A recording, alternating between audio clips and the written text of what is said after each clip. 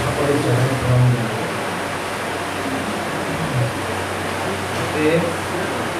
গুরু পূর্ণিমার পরে পরে আমরা সংবাদ মিলিত হচ্ছি এবং সামনে পূজ্যপাদ রামকৃষ্ণানন্দজি মহারাজের তিথি পুজো। এই পরিসরে ঠাকুর, তার গুরুভাব এবং রামকৃষ্ণানন্দজির গুরু সেবা, এগুলো আরেকবার আমরা ফিরে রাখার চেষ্টা করতে পারি। ঘটনা মনে পড়ছে যে একজন সিনিয়র সন্ন্যাসী কথা সঙ্গে বলছেন যে আমরা এই যে ঠাকুর বা স্বামীজির কথা মনন করার চেষ্টা করছি, আলোচনা করছি, তাদের উপাসনা করছি, প্রতিকৃতিকে সামনে রেখে, তো প্রতিকৃতিগুলো জ্যান্ত হয়ে উঠল কি দাঁড়াতো, কেমন হতো? খুব প্রাসঙ্গিক প্রশ্ন প্রত্যেকের কাছেই। যদি সত্যি আজকে ঠাকুর আমার সামনে এসে দাঁড়াতেন, তখন আমার দিক থেকে রিয়াকশনটা কি হতো? এইটা সাধকের নিশ্চয়ই তার প্রস্তুতি কেমন, কোন জায়গায় তিনি দাঁড়িয়ে আছেন এবং তার জীবন দেবতা, তার আরাধ্য দেবতার সঙ্গে তার সম্পর্ক, তার নৈকট্য কতখানি, আন্তরিকতা কতখানি, এগুলোর সবকিছুর উপরে প্রশ্নের উত্তর নির্ভর করছে। তা যাই হোক, এই যে যদি এসে দাঁড়াতেন, যদিটা যদি বাদ দেওয়া যায়, তাহলে কি পড়ে থাকে? তাহলে আমাদের আধ্যাত্মিক জীবনের সার পড়ে থাকে। ওই যে কুমারী ভট্টের জীবনের বিখ্যাত ঘটনা, তিনি বৌদ্ধ সমাজে প্রবেশ করেছিলেন এবং সেখানে তার শাস্তির বিধান হচ্ছিল। কুমারী বলেছিলেন, যদি বেদ সত্য হন তাহলে আমার প্রাণ রক্ষা হবে। তার প্রাণ রক্ষা হয়েছিল, কিন্তু যদি বলেছিলেন বলে তার একটা চোখ তিনি হারিয়েছিলেন, কানা হয়ে গেছিলেন। তো যদি বলি কোনো প্রশ্ন নেই, রামকৃষ্ণ অবতার বরিষ্ঠ আসার পর তার পরিবার যারা, তাদের কাছে এটা অনুভূত সত্য, প্রতি মুহূর্তে তাদের অনুভূতির অংশ। এটা ভগবান তো আছেনই আছেন, তার সঙ্গে আলাদা করে সম্পর্ক পাতানোর কোনো ব্যাপার নেই। ওই যে পাতানো মা নয়, কথার কথা মা নয়, সত্য জননী, এরকম প্রত্যেকে একই রকম ভাবে আসলে অনুভব করেছেন, কিন্তু তার প্রকাশ ভঙ্গিমা আলাদা আলাদা হয়েছে। রামকৃষ্ণানন্দজির ক্ষেত্রে আমরা দেখতে পাই যে টিপিক্যাল মন্দিরে ভগবান আছেন এবং মন্দিরে আমরা কখনো পাথরের প্রতিমার উপাসনা করি না, বলি না কখনো। স্বামীজির লেকচারেও আছে, মন্দিরে কেউ কেউ বলে না পাথর তোমাকে প্রণাম করি, নুড়ি তোমাকে প্রণাম করি, বরং তার মধ্যে নিহিত যে চৈতন্য, তাকেই সে বারবার প্রণাম জানায়। তা এটাকে শ্রীরামকৃষ্ণ যেমন চোখের সামনে দেখেছেন, পাথর লাফাচ্ছে দেখছেন, মায়ের সঙ্গে নিত্য চলতে ফিরতে নিমেষে নিমেষে কথাবার্তা বলেছেন, ওই ভাবের সঞ্চার হয়েছে তার সন্তানদের ক্ষেত্রে। বিশেষ করে রামকৃষ্ণানন্দজির ক্ষেত্রে শিবজ্ঞানের জীবসেবা আমরা বলে থাকি, রামকৃষ্ণানন্দজির ক্ষেত্রে জীবজ্ঞানের শিবসেবা, শিব এখানে জীবন্ত হয়ে আছেন এবং ওটাই তো আসলে মডেল। আমরা যখন বলি ওয়ার্ক অ্যাজ ওয়ারশিপ বা ওয়ার্ক ইজ ওয়ারশিপ, এই সমস্ত কথাবার্তা যে বলি, তখন ওয়ারশিপ সম্পর্কে পরিষ্কার ধারণা না থাকলে সত্যি ওয়ারশিপের মেলবন্ধন তো হয়ই না, বরং একজন প্রবীণ সন্ন্যাসীর হতায় না হয় ওয়ার্ক, না হয় ওয়ারশিপ, কোনোটাই থাকে না, না হয় সেকুলার, না হয় সেক্রেট। কাজে সেক্রেট সম্পর্কে অবশ্যই স্পষ্ট ধারণা থাকা প্রয়োজন। রামকৃষ্ণানন্দজির জীবন বলে যে এই সেক্রেট অ্যাসপেক্টে এককে ধরে থাকলে আপনা আপনি তার পেছনের শূন্যগুলো এক এক করে এসে জুড়বেই জুড়বে, সমস্ত শূন্য তখন অর্থবহ হয়ে উঠবে। মন্দিরে ভগবান আছেন, তিনি জীবন্ত আছেন এবং দেবতারে প্রিয় করি প্রিয়ারে দেবতা। আমি নিজেকেই যতখানি ভালোবাসি, আমার উপাস্য দেবতাকে তার মতো করে, তার চেয়েও বেশি করে কি ভালোবাসতে পারি? গিরিশ ঘোষ যেমন প্রশ্ন করেছিলেন, আমি নিজেকে যতখানি ভালোবাসি পরমহংসদেব তার থেকে বেশি ভালোবেসেছেন। এইটা ভারতবর্ষের ট্র্যাডিশন তো বটে, দ্বৈত মার্গে যারা আছেন তাদের এটাই এপিটম, তাদের কাছে এটাই আদর্শ। কিন্তু সামনে একটা জ্বলন্ত জীবন না দেখতে পেলে, ব্লেজিং ফায়ার স্বামীজির ভাষায়, কখনোই এটা আমাদের কাছে অ্যাকসেপ্টেবল হয় না। আমরা আমাদের মন বুদ্ধির গোচরীভূত করতে পারি না এটা। সুতরাং রামকৃষ্ণানন্দজি আসছেন এবং এসে আমাদের যে বলা হচ্ছে দুটো স্তম্ভ আছে মঠ মিশনের, একটা হচ্ছে মঠ আর একটা হচ্ছে মিশন। মনে হচ্ছে অ্যাপারেন্টলি যেন এই মঠ রূপ যে স্তম্ভ, সেই স্তম্ভটা তিনি নির্মাণ করছেন, তারই ভিত্তিপ্রস্তর স্থাপন করছেন। পরবর্তীকালে আরো অনেকে তাদের অংশগ্রহণ করছেন, তার পরিপোষণ করছেন। কিন্তু দুটো পিলার, মঠ আর মিশন, একজন সন্ন্যাসী বলছেন দুই ভাই শশী আর শরৎ, তারা খুঁড়তুতো জেঠতুতো ভাই, তারা মিলে দুজনে একজন যেন মঠের প্রধান কাণ্ডারি হয়ে দাঁড়ালেন, আরেকজন মিশন রূপ স্তম্ভটাকে লালন পালন করতে থাকে। তা ওইভাবে দেখা যাচ্ছে অদ্ভুত একটা ধর্মনিষ্ঠ পরিবারে জন্ম হচ্ছে শশী মহারাজের। বাবা ঈশ্বরচন্দ্র একেবারে তন্নিষ্ঠা তৎপরায়ণা, একেবারে ঈশ্বরময় তাঁর জীবন, ঈশ্বরচন্দ্র। পরবর্তীকালে মঠে দুর্গা পুজো যখন হয়, সেই পুজোর প্রথম পুজোর তন্ত্রধারক হয়েছিলেন ঈশ্বরচন্দ্র। তা এখানেও ধর্মনিষ্ঠ পরিবারে জন্মগ্রহণ করার ফলে যে সংস্কার যা তৈরি হবার, ঈশ্বর লাভ করব, ঈশ্বর এর উপাসনা, জীবন্ত ভগবান জীবন্তভাবেই তার উপাসনা করা উচিত, এই একটা ভাব তার কাছে জন্মলগ্ন থেকেই তার মজ্জায় মজ্জায় ধমনীতে ধমনীতে প্রবাহিত হয়েছে। স্বামীজি বলছেন education is the nervous association of ideas. ওই নার্ভাস অ্যাসোসিয়েশন কিন্তু হয়ে গেছে একেবারে প্রারম্ভিক পর্যায়ে। তা এইখানে প্রস্তুতি নিয়ে তিনি যখন আসছেন ঠাকুরের কাছে, অত পবিত্র জীবন কিন্তু পরিষ্কার সোজা সাপটা কথা বলতে কোনো দ্বিধা দ্বন্দ্বের বিন্দুমাত্র তার বালাই নেই। তা ঠাকুরের কাছে আসার পর ঠাকুর যখন জিজ্ঞেস করছেন তোমার সাকার ভালো লাগে না নিরাকার, স্পষ্ট উত্তর, ঈশ্বর আছেন কি নেই তাই জানি না, তার আবার সাকার নিরাকার। এই কথায় শ্রীরামকৃষ্ণ অকপটতা খুব ভালোবাসতেন। কোনো কিছু লোক দেখানো, লুকিয়ে রাখা, যে কোনটা একটু পছন্দ করতেন না। মন মুখ এক করাই হচ্ছে প্রকৃত সাধন। এই হলো শ্রীরামকৃষ্ণ, তিনি যে খুব সন্তুষ্ট হবেন এটা একেবারেই অস্বাভাবিক নয়। তো শ্রীরামকৃষ্ণ তার পরিবারভুক্ত করে নিচ্ছেন শশী মহারাজকে, এবং অদ্ভুতভাবে গম্ভীর মহারাজ বলছেন যে যতক্ষণ পর্যন্ত শশী মহারাজ থাকছেন দক্ষিণেশ্বরে, ততক্ষণ পর্যন্ত সবসময় যে বিরাট কিছু প্রশ্ন করছেন, শাস্ত্র কথা নিয়ে আলোচনা করছেন, তত্ত্ব কথার জিজ্ঞাসা হচ্ছে, বিস্তর আলাপ আলোচনা হচ্ছে এমন না, কিন্তু just as a mute spectator, দর্শক হিসেবে থাকছেন। এবং শ্রীরামকৃষ্ণের এমনই ভাবে তার গভীরতা, এমনভাবে তাকে স্পর্শ করছে, এমন তার জাদুদণ্ডের স্পর্শ, যে শশী মহারাজ বোঝ করতে পারছেন যে তার ভেতরের যা কিছু জিজ্ঞাসা, যা কিছু সন্দেহ, সমস্ত নিমেষে আপনা আপনি দূর হয়ে যাচ্ছে। তো এইটা হচ্ছে শ্রীরামকৃষ্ণ অবতারের বৈশিষ্ট্য, যার যেমন ভাব তাকে শুধুমাত্র তার মতো করে বড় হতে দেওয়া। কে তোমারে জানতে পারে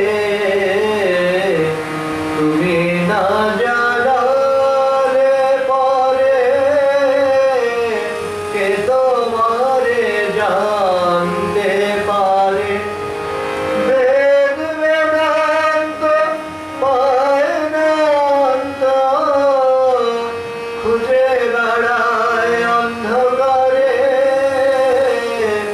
কে তোমারে জানতে পারে তুমি না জানালে পরে, কে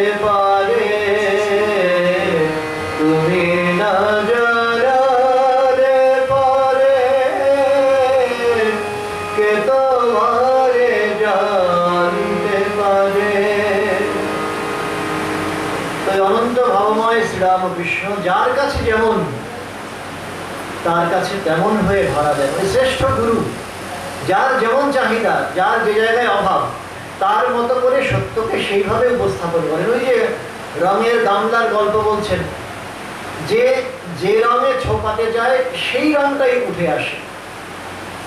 তো এইখানে শশী মহারাজের ক্ষেত্রে প্রস্তুতি একরকম, তিনি দ্বৈতভাবে উপাসনা করতে প্রস্তুতি নিয়ে গেছেন, সেইভাবে ঈশ্বর চিন্তন করা তার কাছে স্বাভাবিক। তো শ্রীরামকৃষ্ণ তার কাছে সেইভাবেই সীমাহীন একটা সাগর বলে প্রতীত হচ্ছে। তা আপনার এই সমস্ত সন্দেহের নিরসন হচ্ছে। এটা কথামৃত আছে, বিভিন্ন জায়গাতে আছে, আমরা সাক্ষ্য পাই। তো এইটা আপনারা লক্ষ্য করলেন শশী মহারাজ। তো ব্যাপারটা ওখানে থেমে গেল এমন নয়, আর একটু স্পষ্ট করে শশী মহারাজকে শ্রীরামকৃষ্ণ দেখিয়ে দিচ্ছেন কিভাবে তার কাছে পৌঁছানো যায়। একদিন শশী মহারাজ তাড়াহুড়ো করে ঠাকুরের ঘর দিয়ে ছুটে যাচ্ছেন। তো যেতে যেতে হঠাৎ করে ঠাকুরের গলা শুনতে পাচ্ছেন। ঠাকুর বলছেন, ওরে শশী, তুই যাকে চাস সে এই, সে এই, সে এই। শশী মহারাজ বুঝে গেলেন যে একটা জীবন তার জন্যে একটা নির্দিষ্ট লক্ষ্যকে সামনে রেখে সত্যি দেওয়া চলে, এটা কিছুমাত্র অতিরঞ্জন তাকে নেই। তার জীবনের আইডিয়ালটা কি, এটা মুহূর্তের মধ্যে স্থির হয়ে গেল। তোমারে করিয়াছি জীবনের ধ্রুবতারা, সমুদ্রে আর কভু হব না পথহারা, তোমারে করিয়াছি জীবনের ধ্রুবতারা। তো এইভাবে এগিয়ে চলে জীবন। খুব স্বাভাবিকভাবে আমার আরাধ্যকে, আমার জীবন দেবতাকে এই সমস্ত প্রশ্নের যখন নিরসন হয়ে যায়, তখন সাধনার তরি তরতর করে এগিয়ে যেতে থাকে। এইটা হওয়ার পরে শশী মহারাজের তার ভেতরে যে প্রসুপ্ত ভালোবাসা, গুরু প্রেম, প্রীতি, সমস্তটা যেন আপনা আপনি ফোয়ারার মতো খুলে পড়ছে। ওই নিত্য সিদ্ধের দৃষ্টান্ত দিতে গিয়ে ঠাকুর কথামৃতে বলছেন, স্ক্রু দেওয়া ছিল, স্ক্রুটা খুলে দেওয়া হলো, ফোয়ারায় স্ক্রু দেওয়া ছিল, স্ক্রু খুলে দেওয়া মাত্র একেবারে ফোয়ারাটা আপন গতিতে সে নিজেকে মেলে ধরল, জল আপনা আপনি বেরোতে শুরু করল। তো এইভাবে এগোচ্ছে এবং সবাই লক্ষ্য করছেন যে কীভাবে তদ্গত হয়ে শ্রীরামকৃষ্ণের সমর্পিত হয়ে সেবা করা কাকে বলে, এটা যেন ইলাস্ট্রেটেড হচ্ছে শশী মহারাজের জীবনকে সামনে রেখে। ওই একদিন ঠাকুর বরফ কেটে ইচ্ছে প্রকাশ করেছেন, কীভাবে করবেন, সঙ্গে সঙ্গে গরমের মধ্যে কলকাতায় ছুটেছেন শশী মহারাজ। তারপরে ওই গামছায় করে তাকে মুড়ে টুড়ে এমনভাবে সুন্দর করে এনেছেন, গোটা রাস্তাটা গরমের মধ্যে নিজে গলদঘর্ম হয়েছেন, কিন্তু বরফ এক ফোঁটা গলল না। ওই আমি আসলে যাকে ভালোবাসি তার জন্য আমি সমস্ত ত্যাগ স্বীকার করতে প্রস্তুত হতে পারি, হওয়া উচিত ভালোবাসার ধর্ম। তা এইগুলো স্বামীজি ইয়েতেও বলেছেন, ভক্তিযোগও বলেছেন যে আমাদের মধ্যে যে স্বাভাবিক ইমোশন যেটা, সেটা হচ্ছে অনুরাগ। তো সেই অনুরাগকে যদি আমরা শুধুমাত্র চ্যানেলাইজ করতে পারি, বলছেন একটাও দৃষ্টান্ত পাওয়া যাবে না জগতে, একটা মানুষও খুঁজে পাওয়া যাবে না যার মধ্যে কিছু না কিছু ইমোশন কাজ করে, কিছু না কিছু ভালোবাসা যার মধ্যে বন্ধু ধারার মতো বইছে। বলছেন দস্যু হরে প্রেমের প্রেরণ, ডাকাতি ডাকাতি করে তার পেছনেও সে কাউকে আমাকে ভালোবাসে বলেই ডাকাতিটা করে। দস্যু রত্নাকর চুরি করতেন, ডাকাতি করতেন কেন না, তার বাড়িতে পরিবার পরিজন আছেন, তারা তার পাপের শেয়ার দেবেন এটা ভেবেই তো কাজটা করতেন। যাই হোক, তার সেই ভ্রান্তি অবশ্য পরে অবনোদন হয়েছিল, সে অন্য কথা। কিন্তু জগতে সবার মধ্যে ভালোবাসা আছে এমন একটা দৃষ্টান্ত নেই যেখানে একেবারে বিরেফট অফ লাভ কোনো ইন্ডিভিজুয়াল রয়েছে।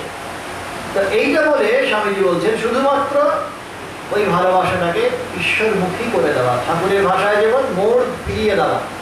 কাম, ক্রোধ, লোভ, মোহ এগুলো তো যাবে না, তাহলে এগুলোর মোড় ঘুরিয়ে দাও ঈশ্বরের দিকে।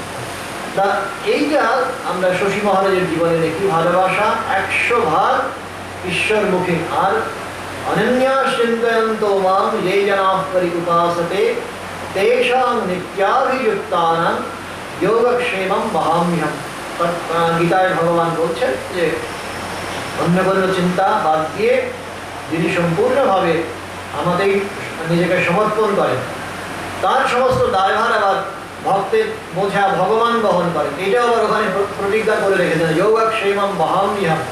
তো এই শশী মহারাজের জীবনে এই কথাগুলো, ভগবানের এই প্রতিজ্ঞা কীরকমভাবে সফল হয়েছিল সেটাও আমরা লক্ষ্য করতে পারব। তা দিন যাচ্ছে, একদিন ঠাকুর এরকম অসুস্থ অবস্থায় জামরুল খাবেন বলে ইচ্ছে প্রকাশ করেছেন। কোথা থেকে খুঁজে টুজে ওই সময় পাওয়ার কথা নয়, অফ সিজন। তো শশী মহারাজ জামরুল খুঁজে এনে ঠাকুরের কাছে তুলে দিয়েছে। ঠাকুর বলছেন এই সময়ে জামরুল কোথায় পেয়ে? ওরকম বরফ দেখে যেমন খুব খুশি হয়েছিলেন, বলছিলেন যে লোকে বলে যার হাত দিয়ে জল বলে না সে হচ্ছে কৃপণ, কিন্তু আমি তো দেখছি তুই কৃপণ নোস, তুই দাতা। ওই যে দান করা, শশী মহারাজ যে শিক্ষা পেলেন গুরুর কাছ থেকে, যে ইন্সপিরেশন পেলেন, অল থ্রু পরবর্তীকালে দেখা যাচ্ছে এই দান, এই সেবা, এই অনুরাগ শুধুমাত্র মন্দিরের মধ্যে সীমাবদ্ধ না থেকে গোটা বিশ্বজুড়ে ছড়িয়ে পড়ল। রামকৃষ্ণ আনন্দ শুধুমাত্র মন্দিরের প্রতিকৃতিতে সীমাবদ্ধ থাকলো না, দেয়ালের বাইরে গিয়ে গোটা বিশ্ব ব্রহ্মাণ্ড জুড়ে সর্বত্র যেন ইষ্ট দর্শন করতে লাগলেন এবং সর্বভূতে সমদর্শন করে ওইরকমভাবেই সবার অন্তরস্থিত ভগবানকে শশী মহারাজ তার উপাসনার পদ্ধতি প্রকরণ আমাদের সামনে দেখিয়ে দিলেন।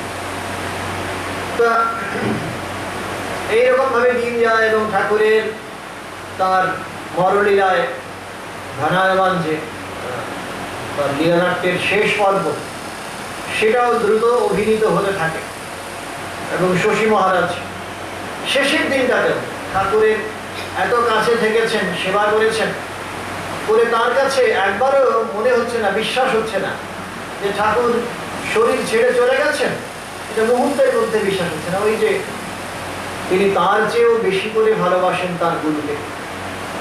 তো ওই দিন তিনি দেখেছেন ঠাকুর তো বেশ অন্যান্য দিনের চেয়ে ভালোভাবেই একটু আহার আদি গ্রহণ করেছেন, মুখে তুলে নিয়েছেন, তাহলে তো বোধহয় শরীরটা একটু ভালোই আছে। তো ওই বিশ্বাসের বশে তিনি ঠাকুরের যখন সমাধি হয়েছে তখনও নাম শুনিয়ে যাচ্ছেন। তারপরে ভোর হয়ে গেছে, ভোর হবার পরে বিশ্বনাথ উপাধ্যায় ঠাকুরের কাঁদতেন, তিনি এসছেন, নেপালের রাজকর্মচারী। তিনি আসার পরে বলছেন যে ঠিক আছে, হতে পারে মেরুদণ্ড থেকে সোজা পর্যন্ত, মাথা পর্যন্ত যদি ওখানে মালিশ করা যায়, ঘি মালিশ করে দেওয়া যায়, তাহলে হয়তো এই সমাধি ভাঙতে পারে। শশী মহারাজ শুনেছেন এবং সঙ্গে সঙ্গে সেটা বিশ্বাসও করেছেন। ঠাকুরের যেমন ছিল সরল বিশ্বাস, যে যেমনটা বলছে তেমনটা বিশ্বাস করে নিচ্ছেন। কেউ বলছেন গলায় ব্যাধি হয়েছে, আচ্ছা ঠিক আছে, ওই এতে গিয়ে গরম চা খাও। সুবোধ মহারাজ বলছেন, ঠাকুরের সঙ্গে সঙ্গে বিশ্বাস করছেন। তারপরে মহারাজ বলছেন না না, ওই চা খেলে তো ব্যাধি আরো বাড়বে, ঠাকুরের সঙ্গে সঙ্গে বিশ্বাস করছেন, না তাহলে চললো না রে। তো ওই বিশ্বাসের প্রতিমূর্তি এই শশী মহারাজ। তিনিও একেবারে 100 ভাগ তার বিশ্বাস, 16 আনা তার বিশ্বাস যে ঠাকুর তো আছেনই বটে, শরীর ছেড়ে তিনি যেতে পারেন, কিন্তু যাবেন কোথায়? ফলে তার যখন সমাধি হচ্ছে, কাশীপুর মহাশ্মশানে যখন নিয়ে যাওয়া হয়েছে, তখন একা আগলে ধরে আছেন ঠাকুরের শরীরটাকে। তারপরে রাজা মহারাজ, স্বামীজি, এরা সবাই টেনে এনে বুঝিয়ে টুঝিয়ে কোনোভাবে তাকে নিরস্ত করে। তো এই শশী মহারাজ জীবন্ত শ্রীরামকৃষ্ণকে বিশ্বাস করেই তার উপাসনা শুরু করে দিয়েছেন কাশীপুরে। তারপরে এবার রামবাবু এসে আপত্তি করছেন যে না, এইভাবে চলতে পারে না, এগুলো ভাড়া টাড়া দেওয়া যাচ্ছে না, এগুলো সব বন্ধ করতে হবে, তোমরা এবার বাড়ি ঘরে ফিরে যাও। তো ওগুলো বলে তোরা খালাস। স্বামীজিরা ওই সব অবশ্য তাদের তোয়াক্কা করেননি, সেটা আমরা জানি, কিন্তু ওইখান থেকে ঠাকুরের যে উদাস্তি সেইটা ঠাকুর কাছে নিয়ে যাওয়া হবে, সমস্ত প্ল্যান করা হয়েছে। শশী মহারাজ, নিরঞ্জন মহারাজ এই প্ল্যানটা বেশি পছন্দ করলেন। তারা ওইখান থেকেই অর্ধেকটা সরিয়ে নিয়ে আবার বলরাম মন্দিরে সেটা লিখে দিলেন এবং সেখানে নিত্য ভোগ রাগের উপাসনার ব্যবস্থা করলেন। তাই ঠাকুরগাছি জগদ্দানে জন্মাষ্টমীর দিন যখন ঠাকুরকে তার আত্মারামের কৌটো এটা যখন সমাহিত করা হচ্ছে, তখন শ্রীরামকৃষ্ণ এখানে আছেন এইভাবে সচকিতে এই শশী মহারাজ বলে উঠছেন, কি গো, ওর গায়ে যখন ওখানে মাটি ফেলা হচ্ছে, সমাধির কাজ শেষ করতে হবে, তা ঠাকুরের গায়ে বড় লাগছে।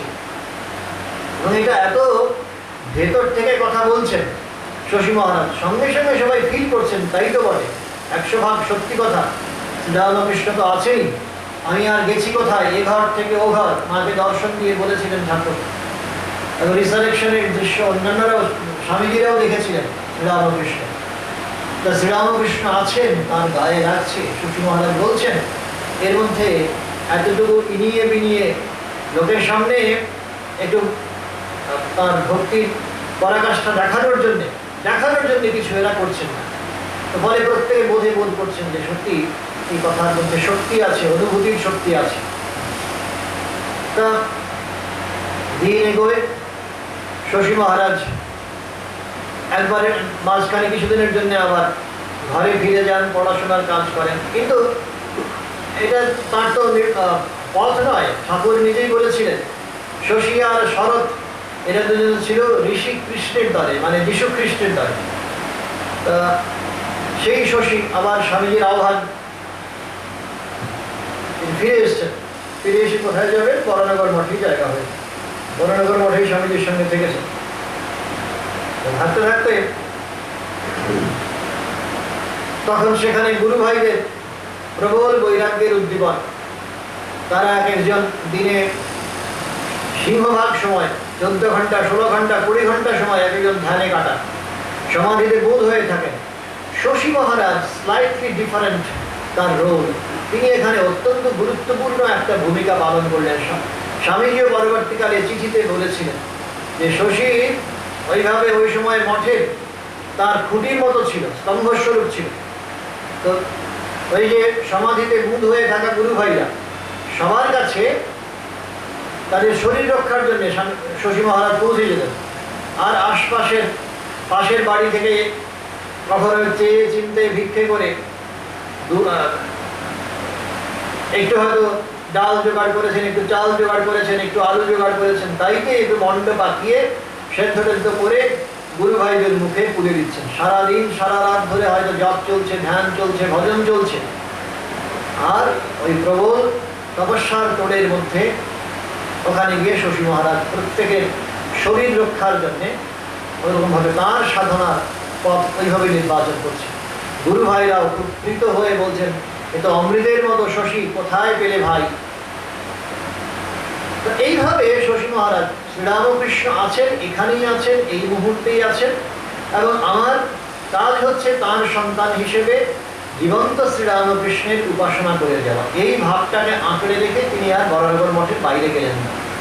তো ফলে স্বামীজিও পরবর্তীকালে বলছেন, সবাইকে তিনি ঘর ছাড়া করতে পেরেছিলেন, মঠ ছাড়া করতে পেরেছিলেন, শুধু শশী মহারাজকে পারেননি।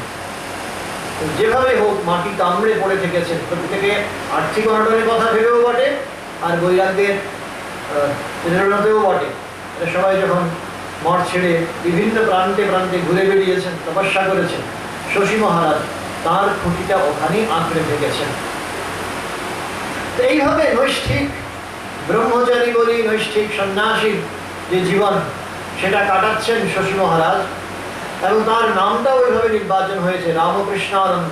স্বামীজির নিজের যদিও ওই নাম নেবার ইচ্ছে ছিল, কিন্তু শশী মহারাজের যে ঐকান্তিক অনুরাগ, এটা দেখে স্বামীজি বলছেন যে না, এই নামটা শশীর পছন্দ হয়েছে, শশীর জন্যেই থাক। এদের সত্যি পারস্পরিক সম্পর্ক কেমন সুমধুর ছিল। এক একজন এক একটা ভাবে নিজেদের প্রকাশিত করেছেন।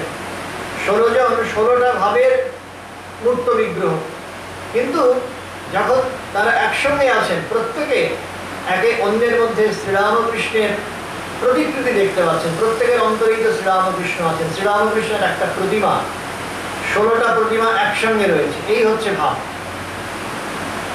তো এর ফলে এদের মধ্যে কিছু বিদ্বেষ নেই, কখনো কখনো মনোমালিন্য হচ্ছে, কখনো কখনো মতান্তর হচ্ছে, কিন্তু সেটা মনান্তরে মনোমালিন্যে কখনোই পর্যবসিত হচ্ছে না। খুব গুরুত্বপূর্ণ কথাগুলো।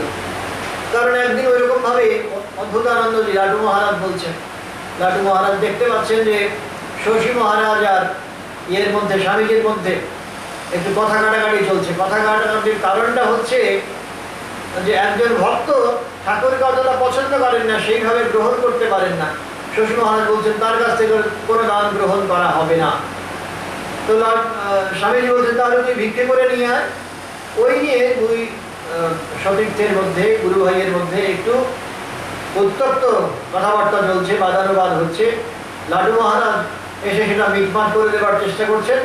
তো এটা যে সবটাই যে অভিনয়, ভেতরের দিক থেকে তাদের কিছুমাত্র পারস্পরিক শ্রদ্ধা প্রীতির ভাব, তাতে যে এতটুকু বিচ্যুত হয়নি, এতটুকু যে সেখান থেকে বিচ্যুতি ঘটেনি, তা সেইটা খুব পরিষ্কার হচ্ছে। মুহূর্তের মধ্যে লাটু মহারাজকে উদ্দেশ্য করে স্বামীজি মজার কথা কিছু একটা বললেন, সঙ্গে সঙ্গে সমস্ত বাদানুবাদ একেবারে হাসি এবং মজার ছলে, মজার স্রোতে সবটাই ভেসে চলে গেল। এগুলো দিনের পর দিন হয়েছে।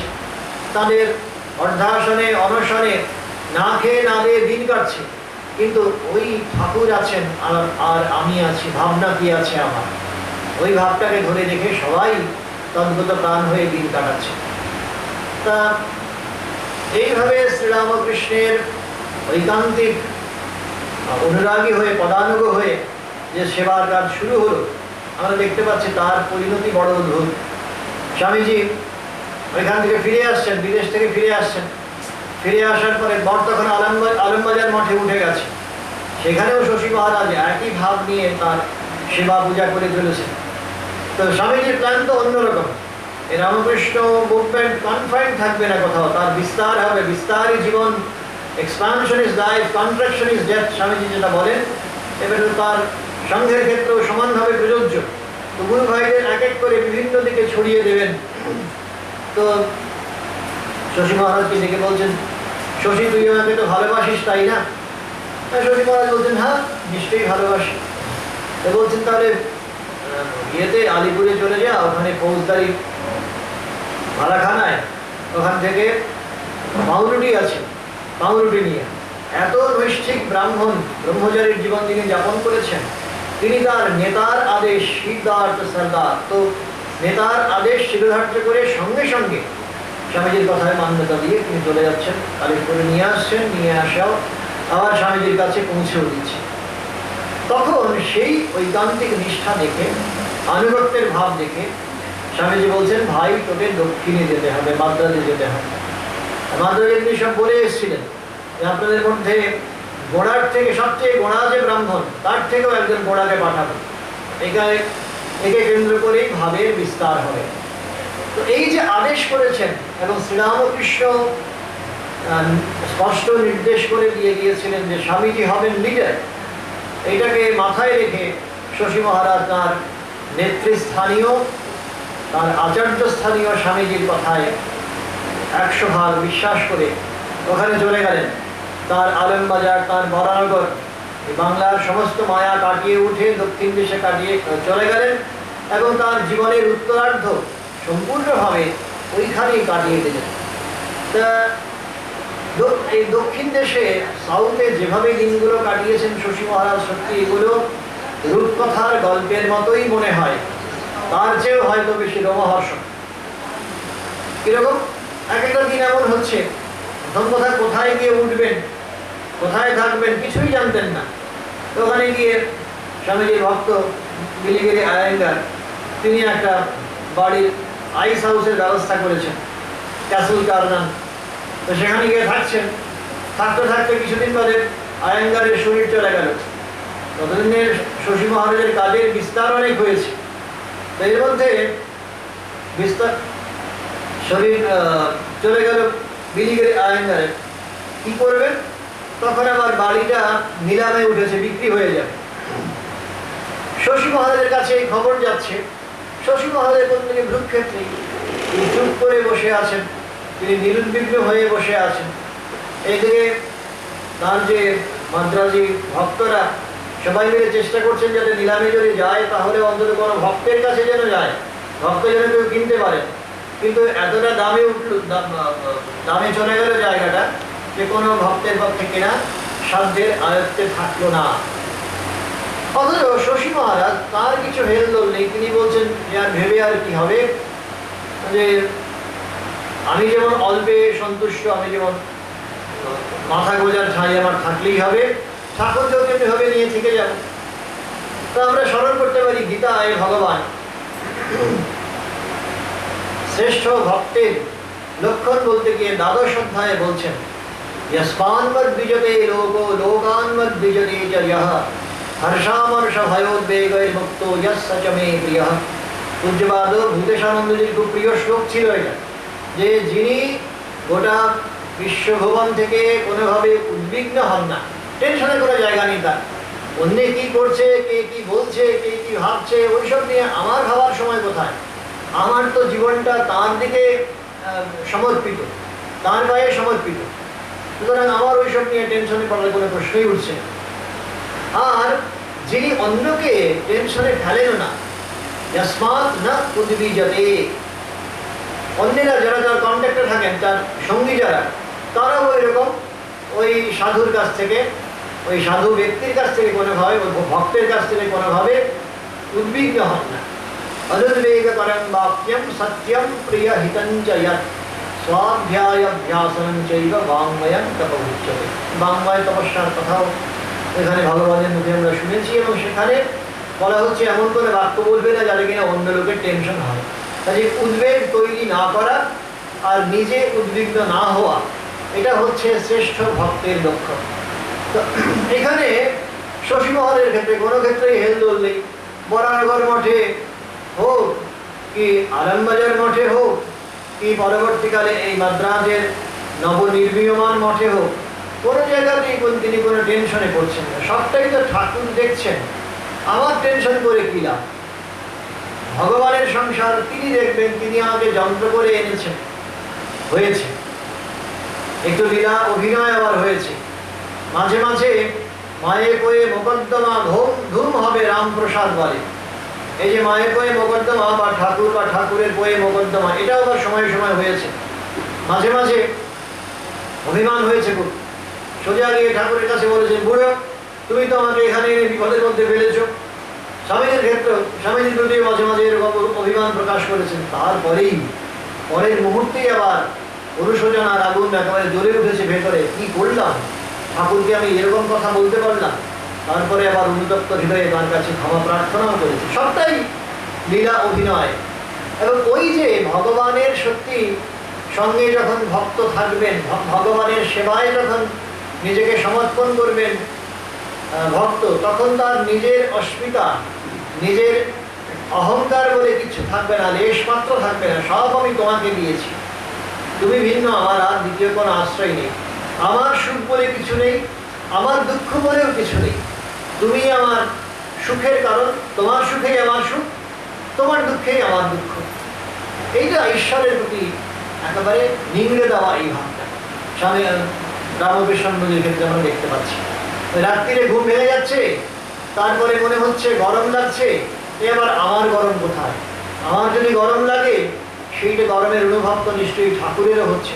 উল্টো দিক থেকে দেখতে পারি ঠাকুরের গরম লাগছে বলেই তো আমার গরম লাগছে। এইভাবে সঙ্গে সঙ্গে ছুটেছেন।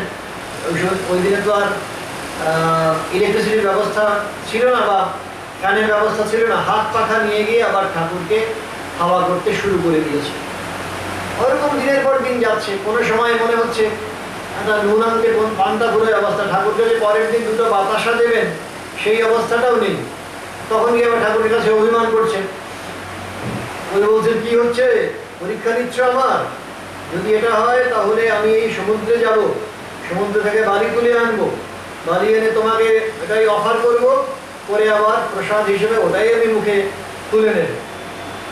এবং ভক্ত ভগবানের এই যে অদ্ভুত লীলা খেলা, তার মধ্য দিয়ে অপূর্বতার লীলা মাধুরী, সঙ্গে সঙ্গে রেসপন্সও আসছে।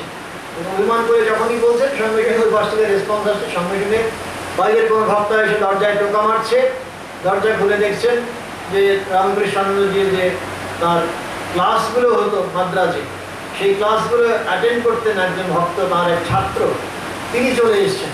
এসে 1 মাসের না কয়েক মাসের তার দেহ অর্থ, দেহ প্রণামী সব দিয়ে দিচ্ছেন, দিয়ে আবার ঠাকুর সেবা যাতে সুবন্দোবস্ত হয় তার বিধান আপনা আপনি হয়ে যাচ্ছে।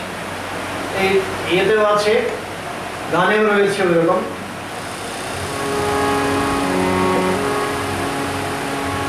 পরীক্ষার আলোর জেলে আপনি দাওয়াতে ফেলে, আপনি দাওয়ায় বলে যেভাবে যার বাঁচে জীবন, আমাদের মা তুমি যেমন আছো তার মা মন দয়া বহি, আমাদের মা তুমি যেমন।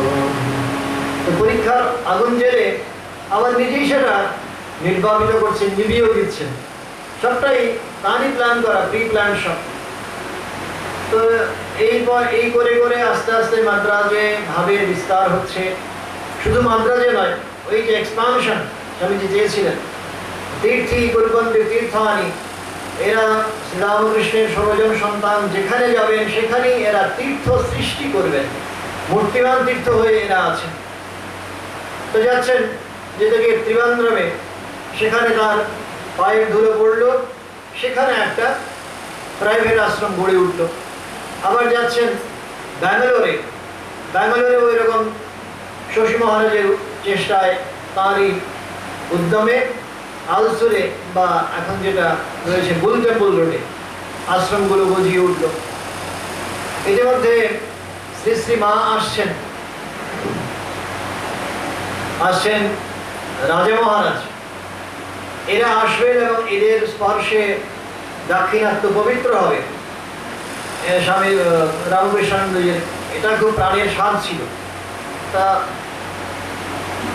মা এলেন, আসার পর তার সন্তান শশী মহারাজ, তিনি আবার রামেশ্বরমে যাবেন, 108টা সোনার বেলপাতা দিয়ে শিবের উপাসনা করবেন, রামেশ্বর শিবের উপাসনা করবেন। সমস্ত ব্যবস্থা শশী মহারাজ একা হাতে করছেন। ওই সময় মোনাস্টিক অ্যাসিস্ট্যান্ট সেই অর্থে প্রায় থাকতেন না, এক আধজন কখনো আসতেন কখনো থাকতেন না, সব কাজ একা হাতে মহারাজে করতে হতো। তো ফলে এত অক্লান্ত শারীরিক পরিশ্রম, কিন্তু কখনো এইগুলো শরীরকে প্রাধান্য দিলেন না। আমি আমার শরীরের উপর মনের উপর প্রভুত্ব করি, আমি আমার মন বুদ্ধির উপর বশ করতে পারি, এইটা একটা ভাব এদের প্রত্যেকের দৃঢ় আছে। মানে খেতে পারলাম কি না পারলাম, পড়তে পারলাম কি না পারলাম, থাকার জায়গা কোথায় হবে, কিচ্ছু নেই। আমাদের যেমন এখন হাজারো প্রশ্ন জাগে, নতুন সেন্টারে যখন পোস্টিং হয় তখন অনেক কিছু জানতে স্বাদ হয়, এদের ক্ষেত্রে বিন্দুমাত্র সেই ধরনের কোনো হেজিটেশন নেই। তো স্বামীজি আদেশ করেছেন, স্বামীজি বলেছেন জীবের মধ্যে শিব আছেন, ঠাকুর বলেছেন আসলে, কিন্তু স্বামীজি ওই ভাবটা প্রসারিত করেছেন, প্রচার করেছেন দিগ্বিদিক, সুতরাং আই মাস্ট ফলো ইট, এইটা ভেবে তিনি আবার ওইখানে স্টুডেন্টস হোম, মালাপুরের কাছে যে স্টুডেন্টস হোম রয়েছে সেটারও আবার কাজের সূত্রপাত করছেন। ত্রিবান্দ্রমে একটা পরিবার ওই সময়ে রোগ ব্যাধিতে আক্রান্ত হয়ে প্রায় নিঃশেষিত হয়ে গেছিল। তো ওই পরিবারের অনাথ বালক এদের এনে ওইরকমভাবে স্টুডেন্টস হোমের কাজ শুরু হয়ে গেল। তারপরে যেখানে যাচ্ছেন মহারাজ, সেখানে তাকে কেন্দ্র করে অদ্ভুত একটা উদ্দীপনা, রামকৃষ্ণ ভাবময়তা ছড়িয়ে পড়ছে। কিন্তু এইটা স্পিরিচুয়াল ডাইমেনশন, বৌদ্ধিক স্তরে আমরা নিজেদের মতো করে আমাদের সত্তা লালন করতে পারি, কিন্তু শরীর তার শরীরের ধর্ম অবশ্যই মেনে চলবে। তো শরীরের ধর্ম সে আর কি হবে, তার জায়তে অস্তি বর্ধতে, এগুলো হওয়ার পরে একসময় বিপরিণামতে অপক্ষীয়তে নৈশ্যতে, তাই একসময় তার যে শরীরের অপক্ষয়, শরীরের যে বিলুপ্তি, এটা অবশ্যম্ভাবী। এই এত পরিশ্রম একটা শরীর নিয়ে ওভাবে ধরে রাখা সম্ভব। তো ফলে যা হওয়ার তাই হলো। একসঙ্গে ডায়াবেটিস, জ্বর, হাজারো ব্যাধি এসে একসঙ্গে আক্রমণ করলো, শয্যাশায়ী হয়ে পড়লেন। এটা হাওয়া বদলানোর জন্য ব্যাঙ্গালোর গেলেন, সারলো না, তারপর থেকে কলকাতায় নিয়ে আসা হলো। আসার পথে পুরীতে দেখা হচ্ছে রাজা মহারাজের সঙ্গে স্টেশনে। তো রাজা মহারাজ বলছেন, শশী এসব কি হচ্ছে, সব ঝেড়ে ফেলে দাও। আর নতমস্তকে শশী মহারাজে বলছেন, রাজা তুমি যদি বলো তোমার ইচ্ছেতে তাই হবে। তো তাই হয়ে গেল। নির্মায়িক শশী মহারাজ তার শরীর, মন, বুদ্ধির উপর এতটুকু যা সংযোগ ছিল সমস্তটা ছিঁড়ে ফেললেন, মায়ার বন্ধন সব ছিঁড়ে ফেললেন। তারপরে শেষের যে কদিন 3 মাস মতো থাকলেন এসে কলকাতায়, সেখানে সবটাই যেন নির্মায়িক সন্ন্যাসীর তার মুক্তির দেশে জয়যাত্রার জায়গা। এখানে কিছুমাত্র তার অ্যাটাচমেন্ট, কোনো ধরনের কোনো শরীরী সম্বন্ধের কথা আর ওখানে চলছে। কিন্তু ওই যে ঠাকুর আছেন, মা আছেন, তার সন্তানরা প্রত্যেকেই শ্রীরামকৃষ্ণ তুল্য, এই একটা ভাব মর্মে মর্মে গেঁথে আছে। প্রেমানন্দজি দেখতে আসছেন, প্রেমানন্দজি তো এর মধ্যেই তো শ্রীরামকৃষ্ণ কাজ করছেন। এই একটা বুদ্ধি নিয়ে প্রেমানন্দজিকে কিছু খেতে দিয়েছেন, ফলমূল দিয়েছেন, দিয়ে আবার ওই পাত্রটা হাতে তুলে নিয়েছেন, কিছু প্রসাদ পান কিনা, কিছু ভুক্তাবশেষ আছে কিনা। ভুক্তাবশেষ নেই দেখে আবার সেবককে বকাঝকা করে বলছেন, কি হলো, তোমরা ভালো করে বাবুরাম মহারাজ খেতে দাওনি। তো এইভাবে তার জীবন লীলা নাট্যের শেষ কয়েকটা দিন কাটছে এবং মায়ের সান্নিধ্যে আসবেন, ফিজিক্যাল ফর্মে মাকে দেখবেন, এই একটা বাসনাও ছিল। মা সব খবর পেয়েছেন, কিন্তু জয়রামবাটি থেকে সন্তানের এই শেষ অবস্থায় তার পক্ষে এই অবস্থায় এসে দর্শন দেওয়া সম্ভব হয়নি। তা মা কিন্তু সূক্ষ্ম শরীরে তার কাছে ধরা দিয়েছিলেন, প্রকটিতা হয়েছে। সেই দিব্য দর্শনের আনন্দে একেবারে উদ্বেলিত হয়েছিলেন শশী মহারাজ, দুপুল ছাপানো সেই আনন্দ। তারপরে এই মহাকবি গিরিশচন্দ্রকে ডেকে বলছেন একটা গান লিখতে হবে, তার প্রথম লাইনটা হবে পোহাল দুঃখ রজনী।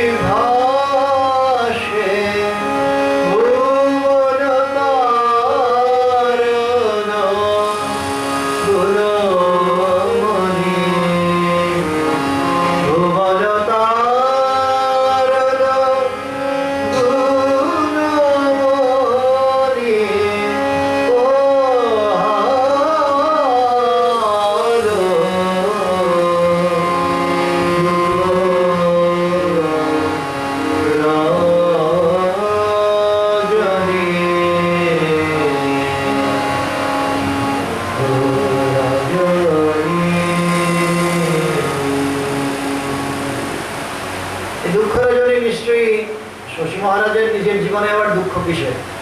এই দুঃখটা আসলে কালেকটিভ অবিদ্যা। সাধারণভাবে আমাদের জীবনে, সাধারণের জীবনে যে দুঃখ আছে, বিপর্যয় আছে, ঘাত প্রতিঘাত আছে, সেগুলো থেকে যে আমরা পরিত্রাণ পেতে পারি, সমস্ত তমিশ্রার পারে গিয়ে, অন্ধকারের পারে গিয়ে তমসমা জ্যোতির্গময়, জ্যোতির দর্শন হতে পারে, এটাই ওখানে বুঝিয়েছেন। এবং তার পরলীলার শেষ কয়েকটা দিন একেবারে অব্যর্থ ভাষায়, ব্যর্থহীন ভাষায় ওই কথাটাই বারবার করে উচ্চকিত কণ্ঠে ঘোষণা করছে। ঈশ্বর আছেন, শ্রীরামকৃষ্ণ আছেন, তাঁর দর্শন পাওয়া যায়, এবং যে চাইবে ঐকান্তিকভাবে সে তার দর্শন যাবে, কৃতার্থ হবে। তো বলে সেবককে একদিন ওরকমভাবে বলছেন, কি তুই দেখতে পাচ্ছিস না? এসছেন ঠাকুর, এসছেন মা, এসছেন স্বামীজি, এসছেন, ওখানে মাদুর বিছিয়ে দে। সেবক অবাক হয়ে যাচ্ছেন, কার উদ্দেশ্যে বলছেন? 2-3 দিন শরীর যাওয়ার আগের ঘটনা এটা। তো যাই হোক, আবার যখন রিপিট করেছেন শশী মহারাজ, তখন সেবক ওইভাবে 3টে আসন এনে বিছিয়ে দিয়েছেন। তারপরে কিছুক্ষণ তাদের উদ্দেশ্যে যেন প্রণাম করছেন। তারপরে শশী মহারাজ বলছেন তারা এসেছিলেন, চলে গেছেন। তো এটা সত্যি গীতায় আমরা শুনে থাকি ভগবানের মুখে যে শরীর যাওয়ার আগের মুহূর্তে যে যেমনটা চিন্তা করে তার সেই রকম গতি হয়। এইটা প্রত্যেকের জীবনে যে আসতে পারে, এই সৌভাগ্যের যে উদয় হতে পারে, যদি সে কায় মনোবাক্যে ঈশ্বরে নিজেকে সমর্পণ করে, তাহলে তার পরিণতিতে যে অবশ্যই সেই ঈশ্বর লাভে কৃতার্থ হতে পারে। শশী মহারাজের জীবনটা এই কথাটাই বলে যে তিনি আছেন, তারা আছেন, এবং সমস্ত দুঃখের পারে আমরা চলে যেতে পারবো যদি কিনা, সমস্ত শরীর বুদ্ধির পারে চলে যেতে পারবো যদি এই নিবেদনের ভাবে নিজেকে সম্পূর্ণভাবে সমর্পণ করতে পারি। তারপরে যে 2-3 দিন কেটেছে, সেখানে সবসময় ওই ঈশ্বরীয় ভাবেরই তোড় চলেছে, আর সেই প্রসঙ্গেরই বারবার অনুবর্তন চলেছে। শরীর যেদিন যাচ্ছে, লিখছেন গভীর মহারাজ, যেন আমার কদম্ব ফুলের কেশরের মতো একেবারে সোজা হয়ে উঠেছিল। লোকগুলো দেখেই মনে হচ্ছে যেন অদ্ভুত আনন্দের হিল্লোল খেলে গেছে। ঠাকুরের শরীর যাওয়ার সময় যেমন সবাই প্রত্যক্ষ করেছিলেন অদ্ভুত একটা আনন্দের স্রোত বয়ে যাচ্ছে, শশী মহারাজের ক্ষেত্রেও তাই। শরীর যাওয়ার মুহূর্তে রামকৃষ্ণময়, রামকৃষ্ণ আনন্দ, ওইভাবেই তার সেই আনন্দেই আবার প্রত্যাবর্তন করছেন, সবার সামনে ইলাস্ট্রেট করছেন। দুঃখটা নয়, আনন্দটাই সত্যি, সচ্চিত আনন্দ। তার বাইরের দিক থেকে অনেক কিছু আসতে পারে, জীবনে ঝটকা আসতে পারে, ঘাত প্রতিঘাত আসতে পারে, কিন্তু ওভারকামিং এভরিথিং, আমরা সত্যি আবার আনন্দ আমাদের হচ্ছে নিজেদের স্বরূপ, সেই স্বরূপে প্রত্যাবর্তন করতে পারি। রাম কৃষ্ণ শরণম, রাম কৃষ্ণ শরণম, রাম কৃষ্ণ শরণম শরণে, জয় জয় রাম কৃষ্ণ শরণম, রাম কৃষ্ণ শরণম, রাম কৃষ্ণ শরণম শরণে। প্রভু কৃপা হি কেবলম, কৃপা হি কেবলম, কৃপা হি কেবলম শরণে। প্রভু কৃপা হি কেবলম, কৃপা হি কেবলম, কৃপা হি কেবলম শরণে। জয় জয়